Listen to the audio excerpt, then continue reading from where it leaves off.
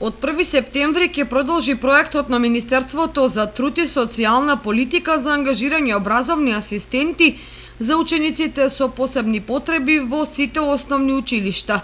Се работи за лични и образовни асистенти кои ќе овозможат полесно следење на наставата и совладување на училишните обврски од страна на учениците со посебни потреби.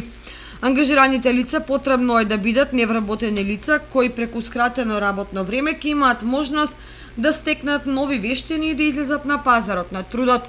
Овој проект за нив представува вистинска поддршка на учениците со посебни потреби, но и можност ангажираните лица да бидат поконкурентни и да им се понудат подостоинствени услови за живот.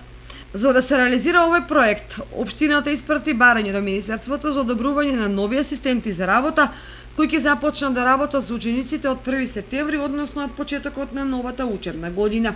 Од Министерството за труд и социјална политика одобрија само 2 асистенти кои ќе работат со учениците во основните училишта Раде Кратовче и Никола Карев.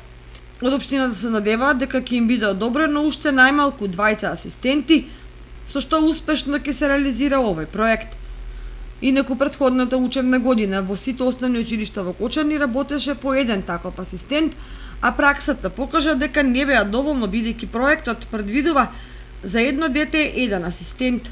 Деца со посебни потреби во основните училишта Раде Кратовче и Свети Кирил и Методи има по едно, во Никола Карев се 2 такви деца, а во Малина Попиванова освен паралелката за деца со посебни потреби, такви деца со кои би можело да работи асистент се 3, така што во сите училишта има потреба од образовни асистенти, истакнуваат директорите на училиштата во Кочани. Исто така додаваат дека лани се покажа дека се гледа голем напредок кај тие ученици со посебни потреби на кои им помага асистенти. Проектот за ангажирање на лични асистенти за учениците со посебни потреби се реализира во соработка со Програмата за развој на Обединетите нации UNDP, Министерството за труд и социјална политика и Агенцијата за вработување.